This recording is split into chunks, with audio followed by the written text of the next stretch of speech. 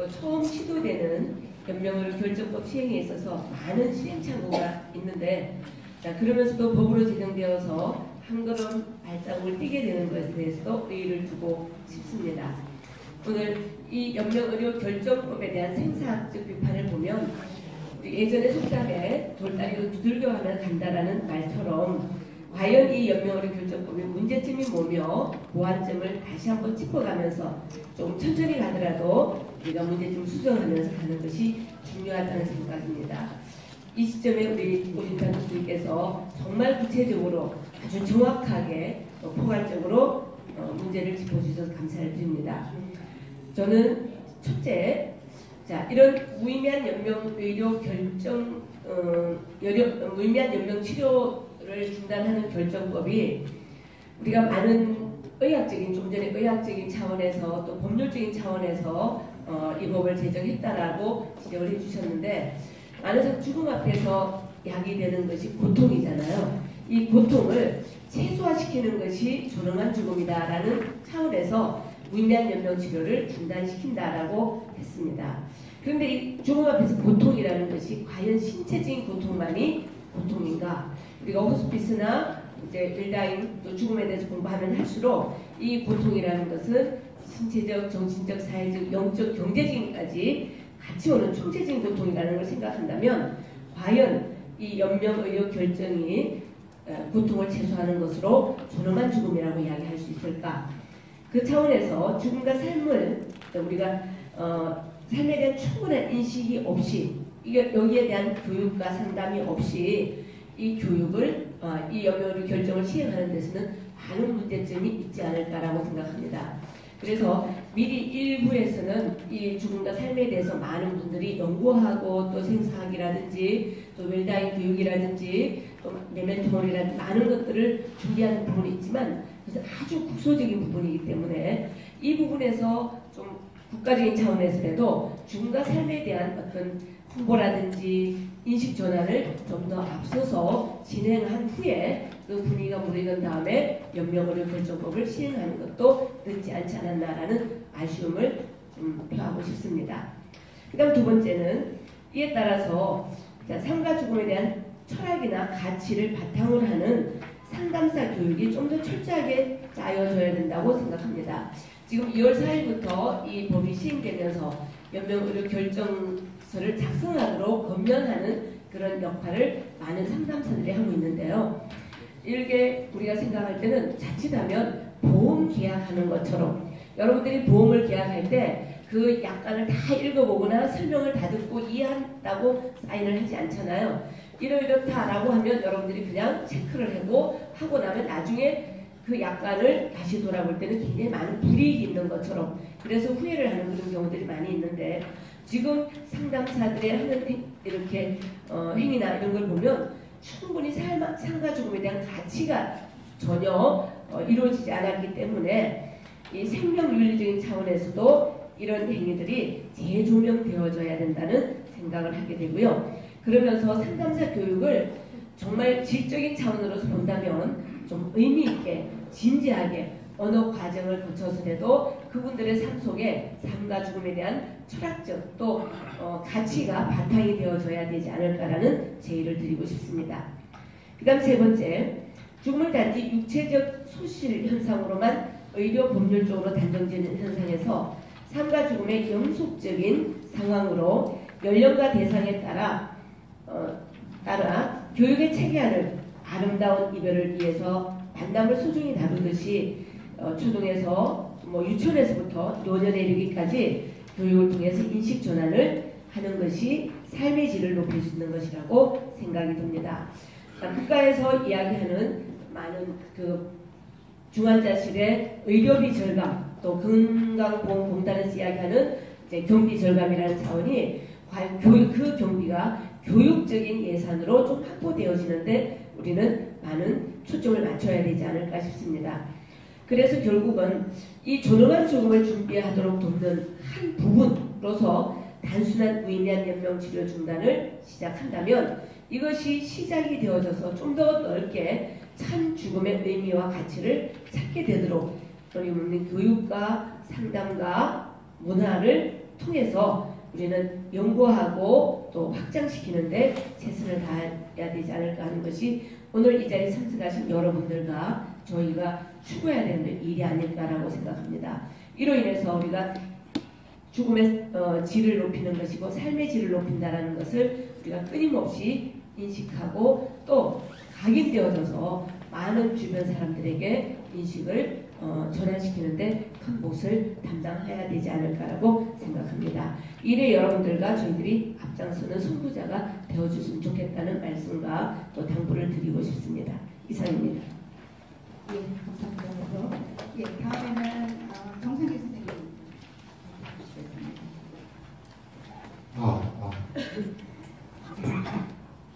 예, 안녕하십니까. 정상기입니다.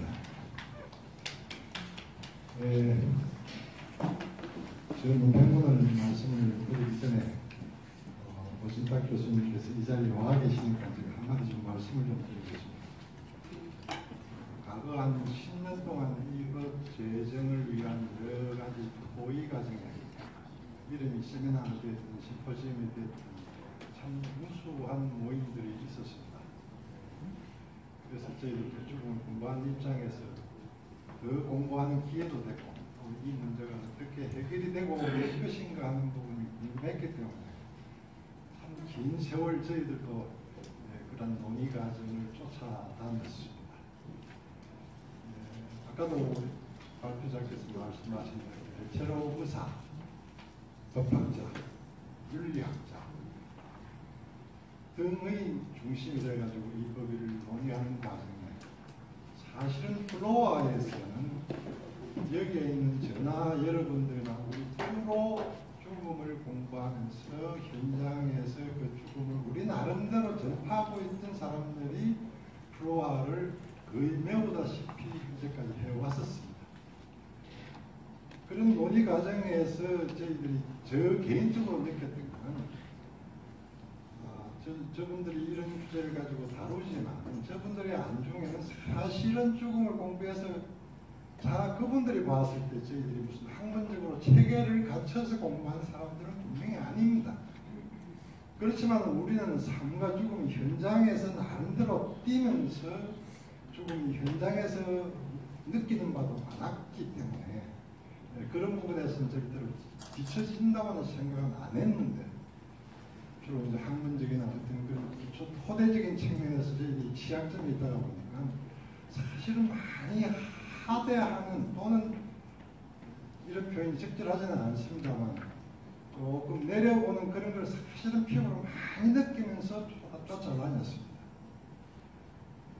이번 기회에 이런 연명의료 결정법에 대한 비판적 시각에서 제가 논평문을 작성하면서 사실은 그런 울분을 이번 기회에 제가 논평문을 써놓고 다시 읽어보고 다시 읽어보다 보니까 그런 울분들이 토로가 된 것들이 제가 느껴졌습니다.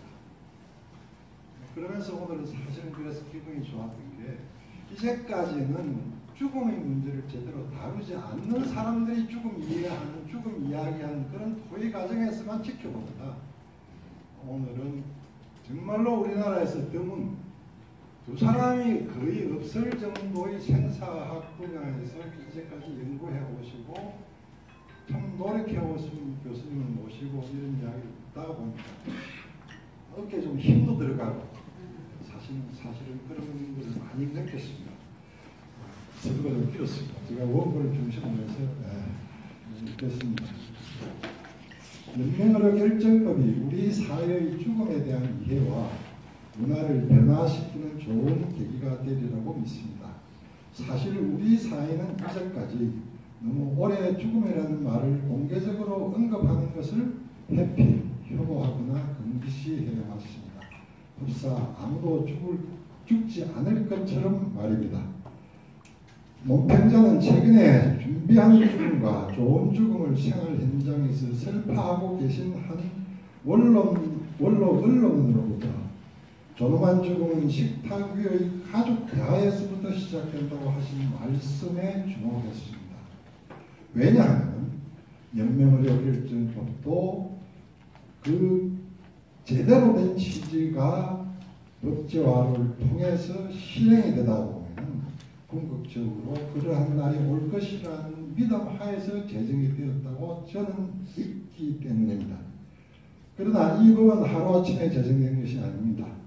지난 20년간 오랜 진통의 산물입니다. 만에 하나 있을 수 있는 생명 존엄의 훼손이나 생명 경시를 미연에 방지하기 위한 논의가 거듭되었기 때문입니다.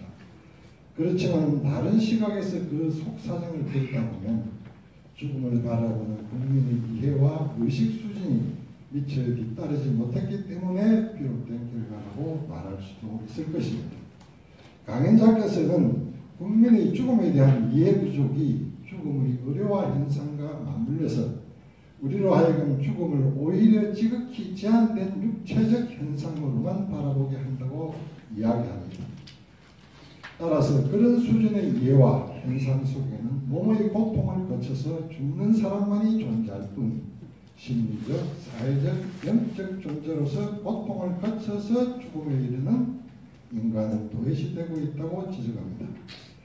강연자는 또한 우리나라의 연명의료법이 대만의 환자 자주권리법과는 달리 죽음의 의미와 존엄 그리고 그 가치를 법의 목적이나 기본 원칙이 아닌 하위조항, 즉 호스피스의 날 지정 이 조항에 슬그머니 언급해 놓았는데 그것은 이 법이 그만큼 죽음의 의미와 가치는 중요하게 생각하지 않는다는 반전이라고 설명합니다. 강연자는 또한 이 법의 다른 문제, 즉 호스피스 영적 돌봄에 대한 불비도 지적을 하고 있습니다. 그것은 호스피스에서 환자의 신체적, 심리, 사회적, 영적 영역에 대한 평가와 치료를 설명하면서도 실제적으로 호스피스 전문기관의 인력 기준에 영적 돌봄 전문가를 누락시키고 있다는 것이 첫째요. 이보다 더 큰 근본적인 문제는 죽음에 대한 총체적, 전인적 접근을 분명하게 제시하고 있지 않다는 것입니다. 이런 강연자의 시각은 그동안 이 일에 관심을 가지고 지켜본 많은 사람들의 그것과 크게 다르지는 않다고 생각합니다. 에로스 등 대만의 경우를 보아도 그것은 명백합니다. 그들은 일찍부터 생명교육 등을 통하여 국민이 건강한 죽음관을 갖출 수 있도록 배려하였을 뿐만 아니라 제대로 제정된 법의 뒷받침을 받아서 드디어 아시아 제1의 죽음의 질 국가로 우뚝 섰습니다. 기초가 튼튼해야 든든한 집이 지어지듯 법과 같습니다. 이해와 의식의 뒤따름, 즉 공감과 공명이 없는 법은 법전 속에 사장된 한갓 문자의 따름입니다. 따라서 강연자는 맺는 말에서 호스피스 영적 돌봄의 중요성을 강조하면서 죽음에 대한 깊이 있는 이해 및 죽음에 대한 포괄적인 접근이 필요하다고 진단합니다. 이에 대해 논평자는 강연자와는 조금 다른 시각에서 죽음에 대한 이해의 중요성을 강조하고 싶습니다. 뒤에서도 이야기하겠지만 지금 우리나라의 죽음에 대한 몰 이해와 왜곡은 비단 호스피스 영적 돌봄에만 국한된 일이 아니라고 봅니다. 그것은 즉 죽음과 관련한 전 부분에 걸친 보편적인 현상이라고 생각합니다. 따라서 이를 바로잡는 일은 이 법 시행의 전제로서 또는 죽음에 대한 국민의 의식을 바로 세우는 일로서 이루어져야 옳다고 생각합니다. 언론도 마찬가지라고 봅니다. 죽음에 대한 이해 부족으로 죽음을 애곡하거나 죽음을 신중하게 다루지 못하는 현상을 논평자는 우리 언론에서도 있다고 발견합니다. 죽음의 엄숙한 의미와 존엄을 깨닫지 못할 때 죽음과 관련한 보도마저 흥미 또는 재미 위주로 흐를 수 있습니다. 그동안 일부 언론은 유명인의 자살인 경우 특히 이를 매우 선정적으로 보도해 왔습니다. 또는 너무나 구체적으로 그 방법을 묘사도 했습니다.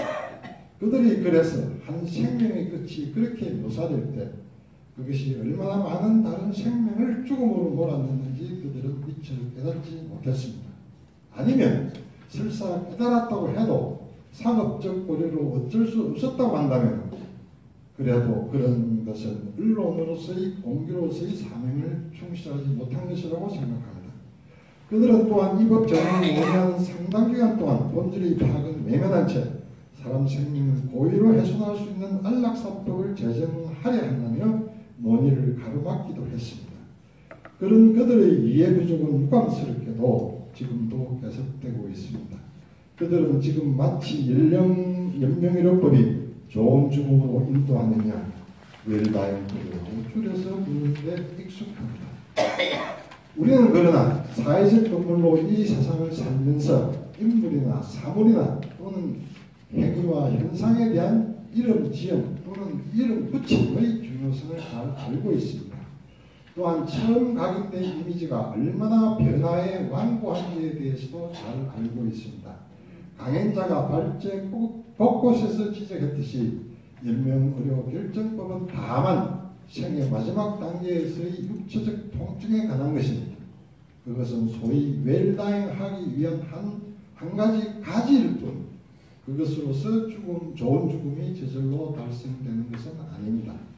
따라서 바른 인식을 위한 교육은 다시 말하지만 죽음의 전 부분에서 이 법 성공의 큰 전제로서 이루어져야 하며 그리고 그러한 일은 이제 더 이상 의학이나 법학의 일이 아닌 생사학이 직접 나서서 감당해야 할 일이라고 봅니다.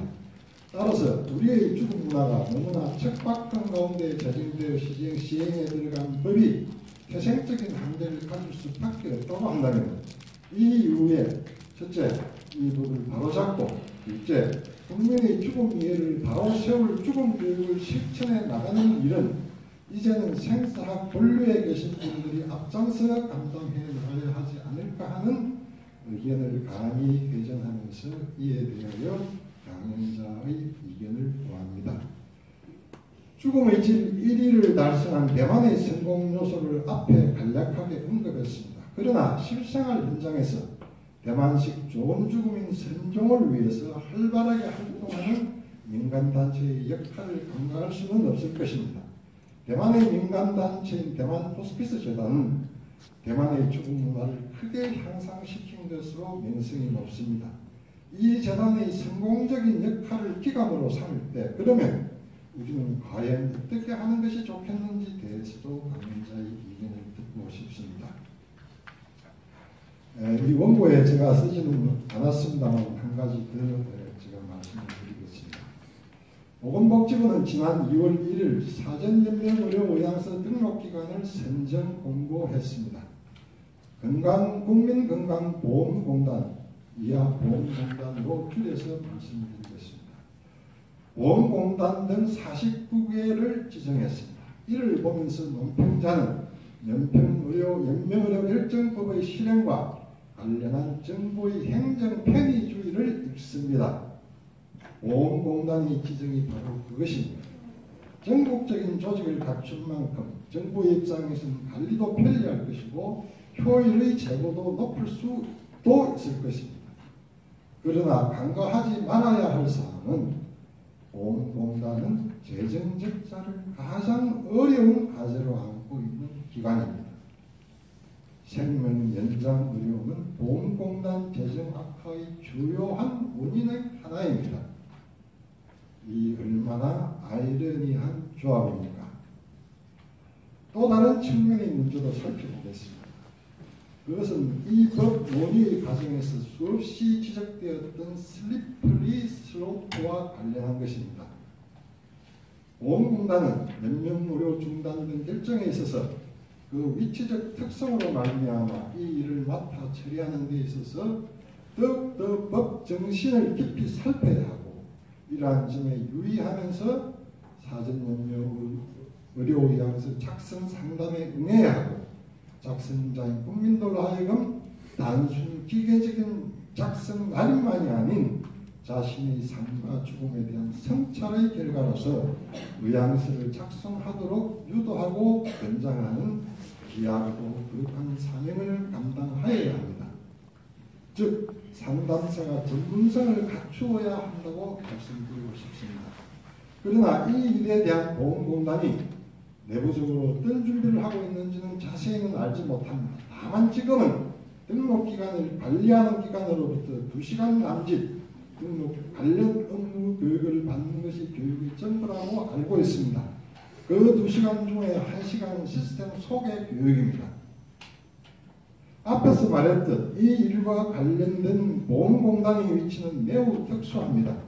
따라서 논평자는 보험공단이 이런 상태를 오래 지속시키지는 않으리라 믿습니다. 그러나 만에 하나 그들이 이 일에 배치될 인력에 대해 죽음 이해와 심리 상담 등 교육과 훈련 없이 근로 업무를 요식적으로 또는 법적 요건 부기 등 단순 행정 처리 수준에서 다루고자 한다면 이 일은 매우 우려할 지경에까지 이르게 될 것이 분명합니다.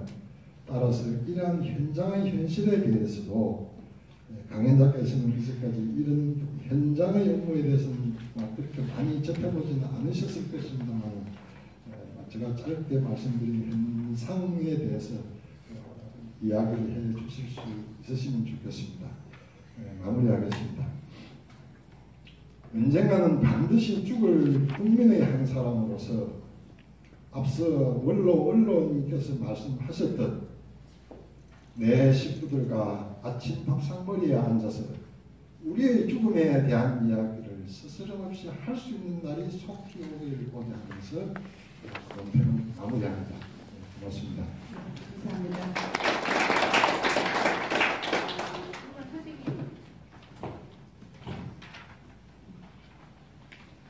네, 두 분 선생님들께서 공통적으로 지금 말씀하신 게 현장에서 이제 사전의료위원회나 이런 것들을 활동하다 보니까 상담사의 역할과 상담사의 자질에 대한 얘기를 하셨거든요. 아까 이제 최영수 교수님도 이제 상담사들이 이제 삶과 죽음에 대한 어떤 가치와 철학이 없이 그냥 보험 세일즈 하듯이 하는 거에 대한 우려. 그다음에 지금 정상규 선생님도 똑같이 이제 이 부분을 말씀해 주셨는데 이제 이 부분에 대해서 그러면 상담사나 이런 부분들이 이제 교육이 잘 안 된 상태에서 어떤 가치가 없는 상태에서 이걸 한다면 정말 이게 생명의 존중이 아니라 내 생명을 더 경시하는 풍조가 있지 않을까. 그래서 사실은 오 교수님 책에 이런 내용들이 굉장히 많습니다. 사실은 우리나라 죽음 문화를 만들어가는 것이 아니라 내 이제 생명 경시 풍조를 만들어가는 것이 되기 때문에 굉장히 우려한다는 얘기를 많이 쓰셨는데 그 부분에 대해서 그럼 어떻게 하면 이제 그런 염려를 극복할 수 있는가?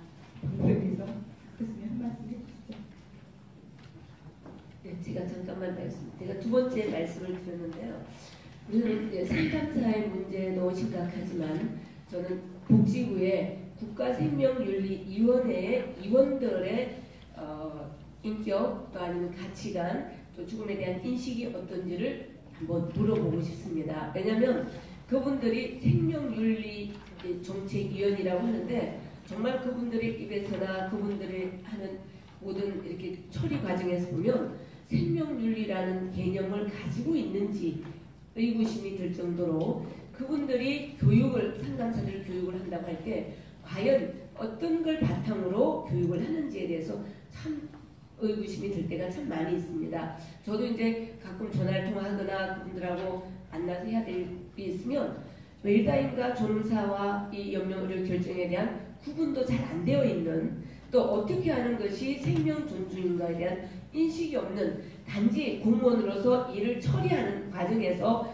행정적인 법적인 절차만을 중요시하는 그런 모습들을 보면서 이 염려의료 결정이 상가적인 철학도 중요하지만 그분들의 인식이 먼저 선행되어져야지 이것이 좀 체제화되는데 굉장히 도움이 되지 않을까라고 생각합니다. 가끔 저희가 한 국민의 입장에서 이 일의 중요함을 인식하고 나가는 입장에서 그분들하고 대화를 할 때 벽을 보고 이야기하는 어쩌면 정말로 하늘을 보고 외치는 듯한 그런 느낌을 가질 때 가슴이 답답하고 오히려 국민들이나 일반인들은 대화를 하면 굉장히 또 쉽게 이해도 하고 공감도 하는데 그분들하고 공감이 되지 않는 단지 일의 어떤 진행만 따지는 모습을 보면서 복지부에서 또 국가생명윤리위원회라는 그런 단체에서 과연 어떤 가치를 가지고 일을 하나 한번 여쭤보고 싶습니다.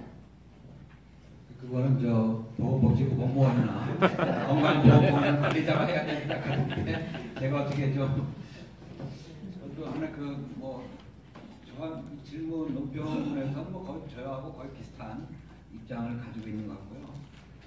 제가 평소 생각하고 있는 말씀을 드리면 뭐 건강보험공단이든 혹은 뭐 보건복지부든 혹은 뭐 국가생명윤리위원회든 관련해서 생명윤리나 이런 거 하는 사람 좀 봤는데 저 사람 생명윤리라는 사람 맞아? 그런 생각을 사실 많이 했어요. 김경대 교수가 이제 전에 그 세미나 할 때 생명윤리에서 발표하더라고요. 제가 그 사람한테 질문했어요. 생명이 뭐냐? 또 생명윤리가 뭐냐? 그거 얘기해봐라 했더니 이 사람이 답을 못하더라고요. 기본적인 걸 질문하니까 유교를 전공하는 교수고 거의 동경대 사상연구소 소장인데 유교에서는 유교윤리를 뭐 생명윤리라고 그런다. 그렇게 그냥 뭐 답을 못하더라고요. 그렇듯이 우리나라 사람들도 이런 어떤 생명윤리 전공자뿐 아니라 뭐 국가생명윤리위원회에 있는 사람들 몇 면을 보더라도 참 안타까울 때가 많아요.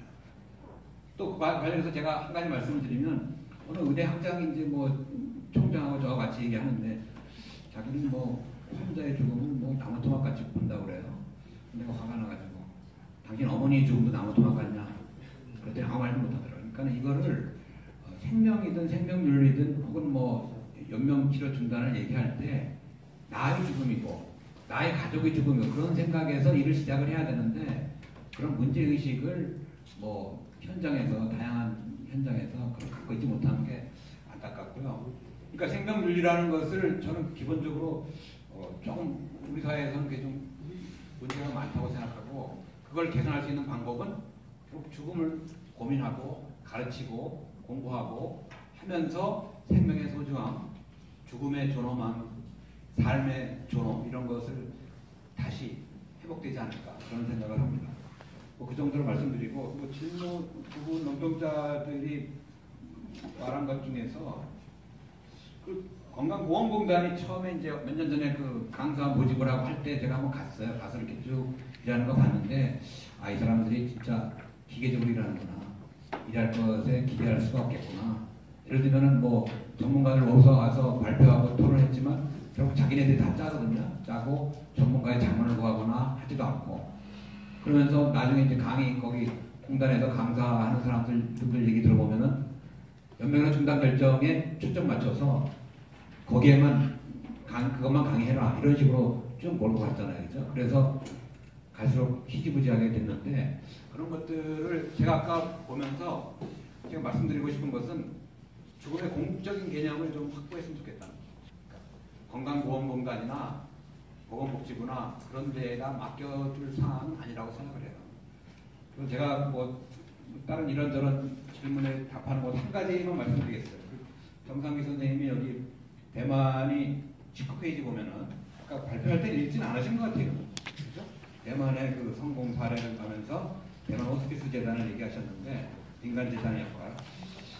제가 이제 대학에서 이제 생산 연구소를 만들어서 운영을 해봤고 그것을 국가에서 프로젝트를 통해서 10년짜리 60억짜리 해봤는데 여러 가지 제약이 많이 따라요. 사실 제가 하고 싶은 거는 민간 단체로 생사학 재단, 사단법인이든 사회복지법인을 그걸 만들어서 정부에 의지하지 않고 독자적으로 민간의 후원금, 지원금으로 운영할 수 있었으면 하는 생각. 정부의 지원을 받으면 정부의 말을 따라야 돼요. 정부의 독자적으로 우리의 영역을 개척할 수 있는 그런 재단을 만들었으면 하는 게 제 바람입니다. 근데 그게 왜 안 되느냐?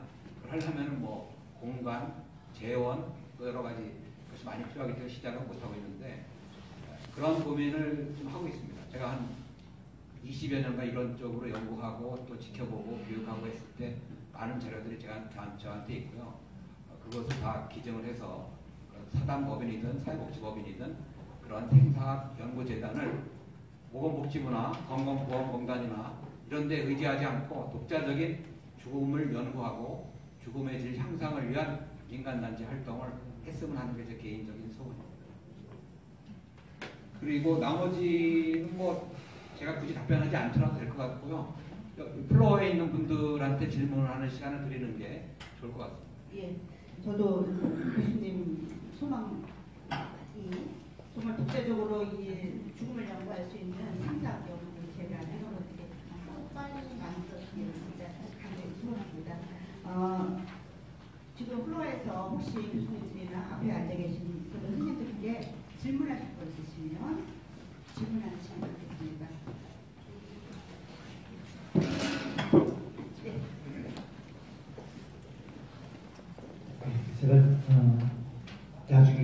기회가 안 올 것 같아서 먼저 빨리 하는 게 좋을 듯해서 나왔습니다. 저는 우리 생사학연구소에서 인터넷 자살 예방 강의할 때 열심히 수강하고 공부한 조성민입니다. 선생님 모르시겠지만 이렇게 목소리만 듣다가 이렇게 이제 얼굴로 뵈니까 얼마나 반가운지 모르겠습니다. 이제 처음 영명의료결정법이 입법이 될 때에 존엄한 죽음, 또 품위 있는 죽음, 그동안 우리가 이야기해왔던 것들이 이제 가능해진 것 같아서 너무나 기뻤습니다. 그런데 이제 이게 시행이 되면서 보니까 우리가 원하던 것이 이게 아닌데라는 생각을 떨칠 수 없었습니다. 오늘 귀한 말씀을 통해서 영명의료결정법이 얼마나 의료적 또 법적 중심인가 이런 것들을 다시 한번 또 시원하게 또 중요하게 지적해 주셔서 감사하고요. 지난번에 이제 의사들을 참여해서 이 법을 결정한다 그러니까 여지껏 구경하고 있던 한의사들도 우리도 의사다, 우리 한의사도 넣어야 된다 이랬던 또 재미난 일도 있었습니다. 근데 아무튼 오늘 제 말씀처럼 우리가 가지고 있는 영명의료결정법이 너무나 의료 중심이고 법적 중심이다. 그리고 영적이란 돌봄 이게 빠져 있다라는 그런 지적을 들으면서요. 제가 이제 궁금한 것은 여기서 어떤 것을 의미해 주시는지, 그것은 종교적인 돌봄만을 이야기하는 것인지 아니면 또 더 다른 어떤 의미를 이제 걱정은 너무나 이 일들을 이 나라가 형식적으로 접근하다 보니까 오히려 이전에 다양하게 웰다잉 사역을 해왔는데 오히려 이제 법적으로 제약을 받게 되는, 보장을 받는 게 아니라 법적으로 제한을 받는 그런 상황이 되버리고 말았단 말이죠.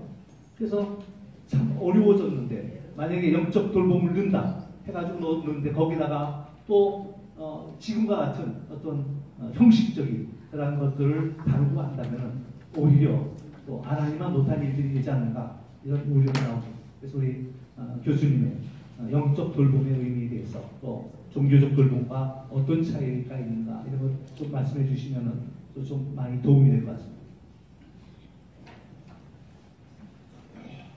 예, 사실은 작년인가요? 국립의료원에서 호스피스에서 영적 돌봄에 대한 매뉴얼에 대한 매뉴얼 개발하는 그런 사실은 시간이 있었습니다. 프로그램에. 그래서 사실은 거기에 저도 이제 참여를 했습니다. 영적 돌봄을 어떻게 규정하고 있는지. 그들이 그냥 본인들도 우리도 잘 모르겠다. 그래서 그냥 종교적에다가 한계해가지고 어떻게 매뉴얼을 만들지 못하겠다라는 그런 당사자들의 고백을 사실은 들었거든요. 그래서 사실은 영적 돌봄이 종교적 돌봄이냐 이런 규명을 확실하게 해주셔야지 사실은 이제 하는데 그 당국자들도 모르겠다고 얘기를 하더라고요. 그래서 오늘 이 부분에 대해서 교수님. 예. 그러니까 좀 단순화시켜서 이렇게 말씀드릴 수 있죠. 종교를 가진 사람이 있고 안 가진 사람이 있잖아요. 그러니까 영적 돌봄은 종교를 가진 사람이든 안 가진 사람이든 영적 돌봄을 두 가지로 나눠서 얘기할 수 있겠어요. 종교적 돌봄과 생사학적 측면에서의 돌봄. 그러니까 종교를 가진 사람한테는 뭐 기독교든 뭐 불교든 그쪽에서 돌봄이 있을 것이고 또 생사학적 측면에서는 뭐 종교를 갖지 않은 사람들을 또 영적인 존재일 수 있으니까 이런 둘로 나눠서 하면 돼요. 그러니까 종교를 갖지 않는 사람은 그럼 종교적 돌봄에만 초점 맞추면 안 되는 거잖아요. 그죠? 그러니까 그렇게 일단 크게 둘로 나눠서 종교인 경우에는 각자 자기 종교에서 주로 맞추면 되고 종교인 아닌 사람들은 생사학적인 돌봄 그 사람들 똑같이 종교를 믿든지 안 믿든지 영적인 존재라는 전제하에서 그렇게 말씀드릴 수 있고 또 세 가지로 그런 돌봄을 구분해서 얘기할 수 있어요. 첫째는 이제 삶의 측면, 둘째 임종의 측면, 셋째 죽음 이후의 측면. 세 가지로 나누어서 각각에 맞게 영적인 돌봄의 의미를 우리가 간단하게 정리할 수 있겠다고 말씀을 드릴 수 있습니다. 첫째는 삶의 경우에는 우리는 육체적인 것, 경제적인 측면으로만 생각하는데 왜 그렇게만 해서는 안 되느냐 하는 것. 그것을 삶의 측면에서 돌봄을 역시 또 종교적 측면에서 볼 수 있고 생사학적 측면에서 볼 수 있고 또 임종 같은 경우 죽음에 대한 아무런 준비 없이 임종할 경우에 어떠한 불행한 결과가 초래되는지 예를 들면 뭐 죽음이 끝이라고 생각하는 사람한테 죽음이 찾아왔을 때 갈 곳이 없잖아요.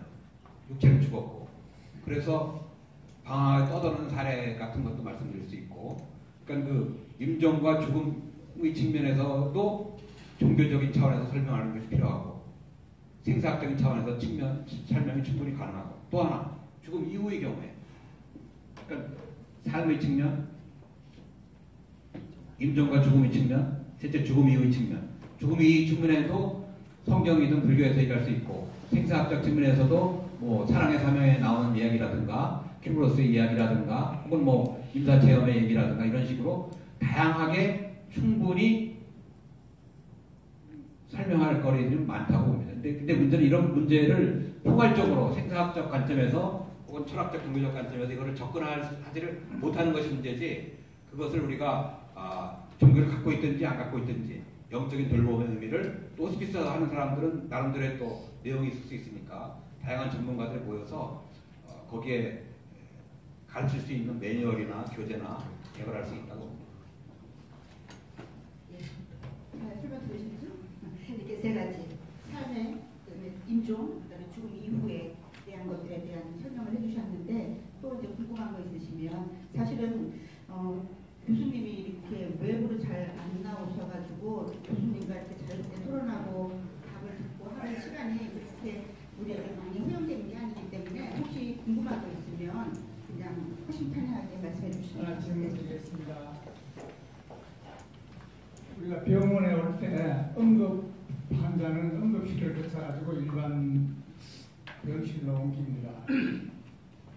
일반 병실에서 치유가 가능하면은 퇴원을 하고, 그다음에 치유가 불가능하면은 입원했다가 바로 영안실로 갑니다. 그런데 영안실로 가기 전에 우리가 일반 병실에 가기 전에 응급 환자가 응급실로 갔듯이 영안실로 가기 전에 웰다인실이 있어가지고 죽음 준비실이 반드시 거쳐가지고 영안실로 가면은 그 영안 준비실에서 가족 또 편안하게 돌아가시게 하는 호스피스 지원을 도움을 받는다든가 영안 죽음 준비실이 제가 알기로는 아마 강남 성모병원에만 있는 줄 아는데 이게 병원의 경비 때문에 그런지 뭔지를 이 방을 이 실을 생략해 버렸어요. 그래서 앞으로 우리가 한 가지 건의를 이런 학회를 통해서 한다면은 응급실, 병실, 회복실, 회복 안 되면 영안실 죽음은 이렇게 하지 말고 그 사이에 반드시 죽음 준비실, 웰다인실 어떤 이름을 붙이든 간에 이런 병원의 시스템이 좀 하나 개선됐으면 하는 것이 있는데 회장님께서는 어떻게 생각하시는지 듣고 싶습니다. 누구신지? 네, 누구신지 소속을 발표할까요? 소속이라는 게 뭐? 배영기 교수님입니다. 한양여전의 배영기 교수님. 예. 배영기 교수님. 그 책도 있죠. 예예, 배 교수님 말씀하는. 네, 좋은 질문 감사합니다. 지금 이제 우리가 호스피스 병동을 운영하는 데는 거의 임종실이라고 해서 이제 임종이 가까울 때 가서 좀 가족들이 같이 화해하고 용서하고 또 시간을 보낼 수 있는 그런 실을 대체로 있습니다. 그런데 이제 웰다인실이다, 죽음 준비실이다라고 이름을 붙이진 않지만 그래도 어떤 뭐 기독교 단체 임마누엘실 또 아니면 뭐 준비실 뭐 이런 모습으로 다 진행을 하고 있는 걸 알고 있는데요. 지금 교수님께서 말씀하시는 것은 이런 것보다 좀 더 오랜 시간을 우리가 그곳에서 가족들과 또 환자가 준비할 수 있는 그런 시간을 좀 가졌으면 좋겠다라는 그런 뜻입니다. 네, 지금 대체로 임종실이라고 이야기하는데 갈 때는 그 임종이 가까웠을 때 우리가 이야기 임종 과정에 있을 때 그때는 충분히 의사 표현도 잘 못하고 또 가족들의 이야기도 충분히 소통하지 못할 때 가서 단지 환자만 청각에 있어서 듣기만 할 수 있는 그런 상황으로 있다 보니까 굉장히 안타까움이 많죠. 그것도 없는 것보다는 낫지만 그 이전에 우리가 이런 단계에 있다고 할 때 적어도 그게 호스피스 봉사자나 영적인 돌봄이든 또 사회적인 돌봄이든 그걸 할 수 있는 그런 시스템 과정을 좀 만들어 주셨으면 하는 그런 기대가 드신데요. 아마 호스피스 학회에서 이런 부분들을 좀 더 연구해서 진행하도록 한번 저도 건의를 드려보겠습니다. 예, 알겠습니다. 네. 예, 인간이 90만의 제가 조금 보완해서 말씀드리면 여러분들 이제 웰다잉 강의도 하잖아요. 병원에는 병실이 있고 영안실이 있어요. 병실은 아픈 환자를 고쳐서 다시 삶의 공간으로 보내는 곳이고 영안실은 죽은 사람을 다른 세상으로 보내는 곳이잖아요. 그것만 있잖아요. 그죠? 그러니까 삶과 죽음은 우리 병원 현실에 보면은 병실과 영안실 있으니까 단절이에요. 그러니까 삶과 죽음 단절이 아니라 특별한 사고가 아니라면 암에 걸리면 몇 년에 걸치고 혹은 뭐 몇 달에 걸쳐서 과정으로 일어나는 거거든요. 그러니까 삶과 죽음은 단절이 아니라 과정이니까 그 중간 과정으로서 임종실이라고 부르든 호스피스실이라고 부르든 혹은 죽음 준비실이라고 부르든 예. 그런 것이 필요하다는 거죠.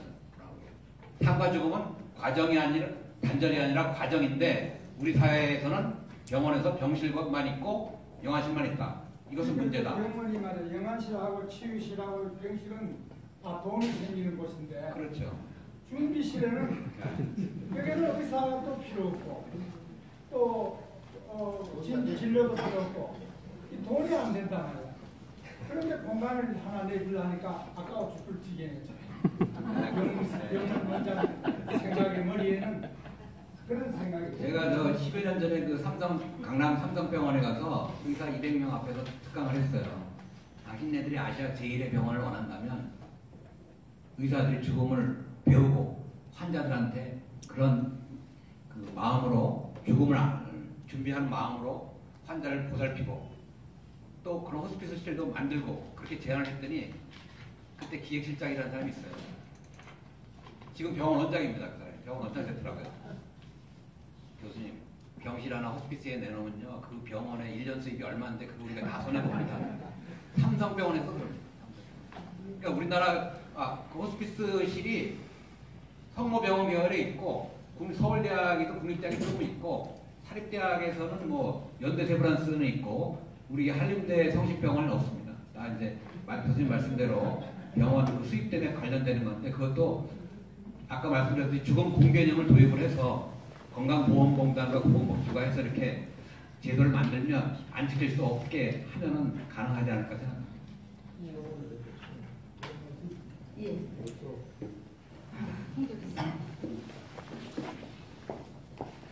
네. 안녕하십니까? 저는 그 웰다잉 강사로 활동하고 있고 또 웰다잉 연극을 하고 있고 웰다잉 팟캐스트 방송을 하고 있습니다. 홍재우입니다. 예. 교수님이 지금 잠깐 말씀하셨는데 질문한 내용 중에 그 의사들 대상으로 한 200명 강의를 하셨다고 말씀을 하셨는데 의사들이 모르는 연명의료법, 연명의료 결정법이요. 의사들은 전혀 모르고 있는 것 같습니다. 제가 몇 명 의사를 만나본 적이 있는데 그분이 어쨌든 의료에 몸을 담고 있는데도 전혀 연명의료법이 뭐예요? 그게 뭐예요? 라고 묻는 얘기를 들었을 때 과연 어떻게 알렸으면 그분들이 전혀 모르고 있을까라는 생각을 해보면서 좀 알릴 수 있는 방법이 있으면 좀 좋겠다는 생각을 한번 해보면서 말씀드립니다.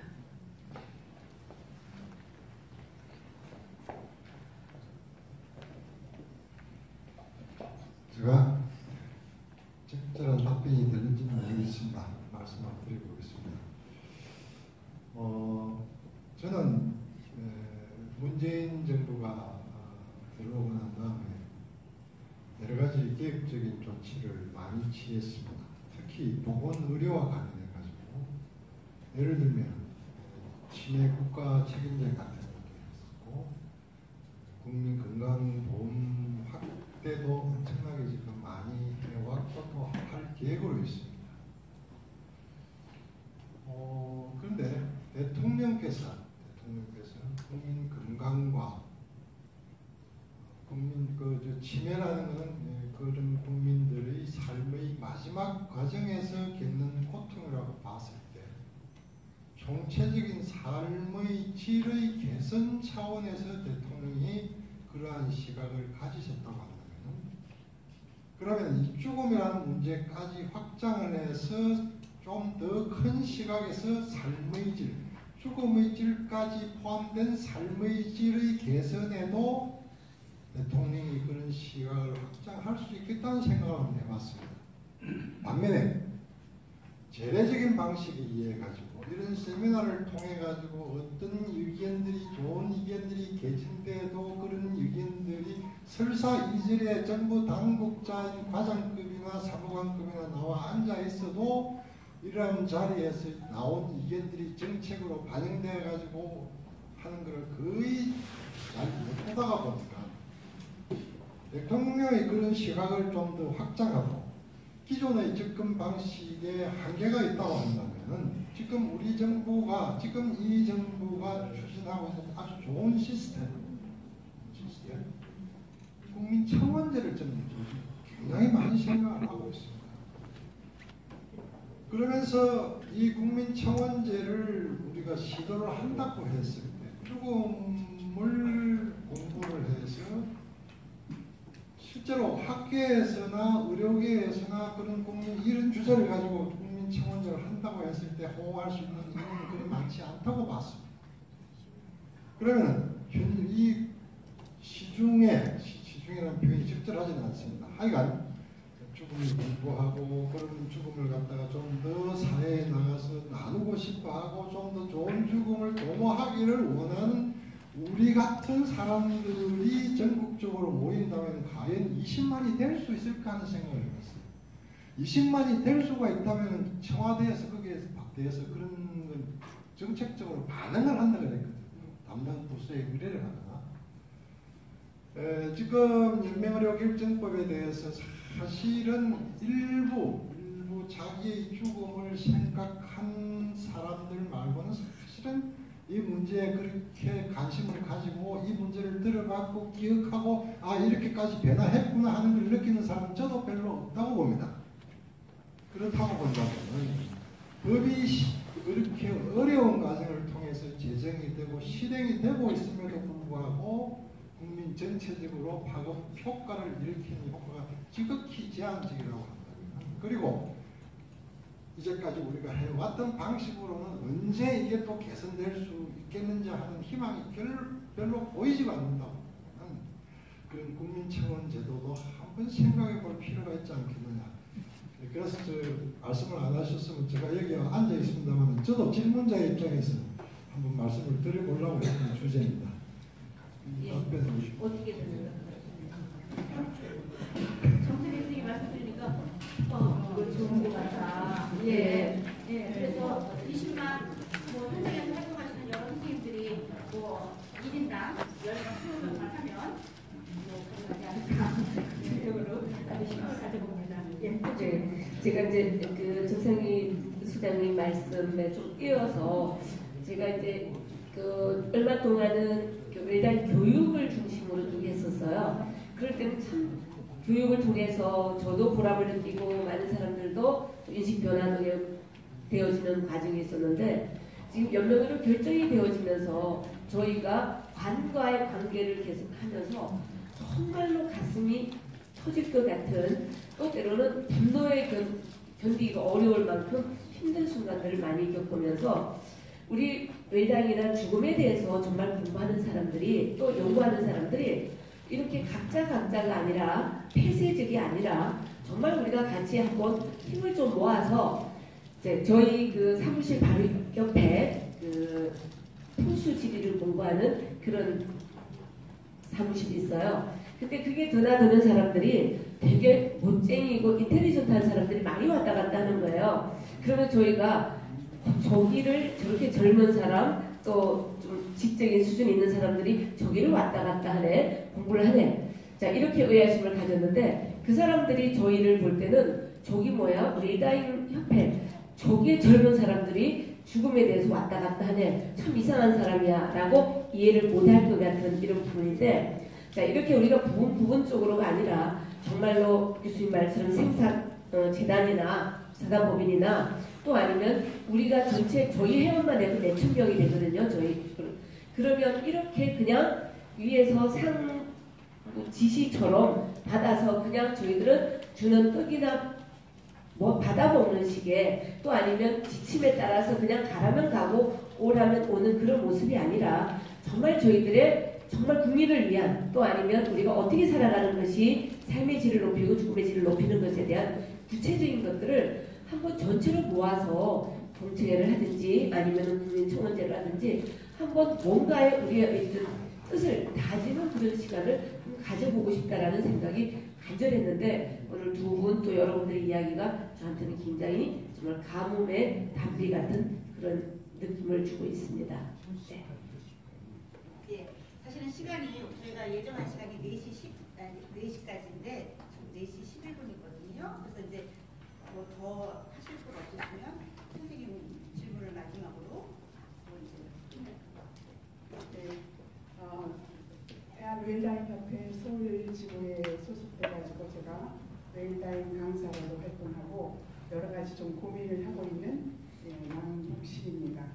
저는 지금 정상기 대표님이 하신 말씀에 왜 동조를 하냐 그러면 우리가 행동하지 않는 지성은 소용이 없다고 그러잖아요. 저는 직접 그거를 경험을 했어요. 왜냐 그러면 우리 백석대 그 최영숙 교수님이 강의를 듣고 실제적인 교육이 필요하다고 생각을 했어요. 그래서 초등에 그 체험활동 시간이 한 60여 시간이 있습니다. 거기서 생명 존중에 대한 교육을 시킵니다. 한 6시간 정도 연간. 그런데 주로 자살 예방을 하거든요. 그런데 거기에 그 60시간을 위해서 치열하게 들어와요. 뭐 컴퓨터도 들어오고 뭐 한자도 들어오고 뭐 다양한 일종이 그릇 싸우는 거예요. 거기에 우리가 치고 들어가기 상당히 어렵습니다. 이제 그런 방법적인 면에서 우리 20만 정상희 대표님이 지금 제안하신 그런 방법으로 하면 그래도 이게 우리 그 초등 부장 선생님이 몇 분이 모여서 우리 연간의 계획서를 내고 이걸 한번 그 안에 들어가 보자고 한 2년 도전을 해봤어요. 그랬더니 교육의 죽음이라는 단어는 들어갈 수가 없다고 아주 아웃돼가지고 우리가 했기 때문에 그렇다면 우리는 행동으로 나가야 되지 않는가 그렇게 생각했는데 지금 정상희 대표님이 그 방법도 괜찮은 방법이다. 우리가 이론을 아무리 갖추는 것보다도 행동에서 갖춰가면서 이론에 접목시키면 되지 않을까 그런 생각을 한번 방법 면에서 해봤고요. 두 번째 그에 따라서 제가 제 57세 된 동생이 2017년 10월에 암 선고를 받고 10개월 만에 떠났습니다. 10개월 동안 치열하게 하는데 그 전에 바로 우리 교수님이 한테서 웰다잉 공부를 좀 했기 때문에 동생에게 이런 웰다잉에 대해서 사전 의학서에서 얘기를 하려고 해도 얘기할 건강하지 않은 사람에게는 얘기를 할 수가 없었거든요. 그런데 지금 병원에서 맨 마지막 10여일을 앞두고 병원에 없는 게 의사 선생님들이 모르는 게 아니에요. 한 10여일을 앞두고 의료 치료 중단 의향서라고 내놨습니다. 그런데 이미 본인 입장에서는 너무 많은 시간이 흘러간 거거든요. 그래서 동생을 보내고 제가 가만히 생각을 해봤어요.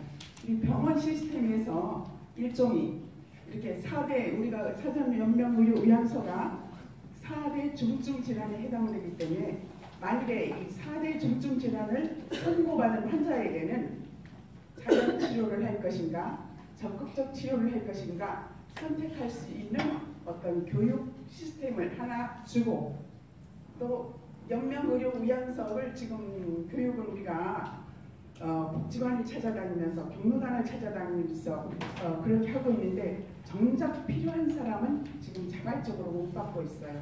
그러면 병원에 갔을 때만이라도 선고를 받았을 때만이라도 제도적으로 이런 한번 걸려는 시스템을 우리가 다 힘을 모아서 한번 만들면 어떨까 하는 그런 생각입니다. 죄송합니다. 네, 감사합니다.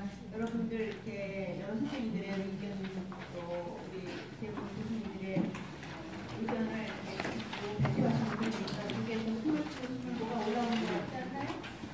희망적인데? 저는 그렇게 생각했습니다.